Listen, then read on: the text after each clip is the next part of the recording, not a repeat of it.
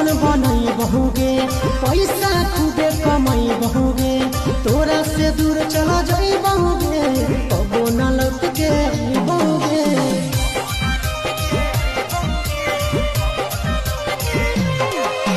Life अपन बनई बहुगे, पैसा खूबे कमाई बहुगे, तोरा से दूर चला जाई बहुगे, कबो न लौट के बहुगे।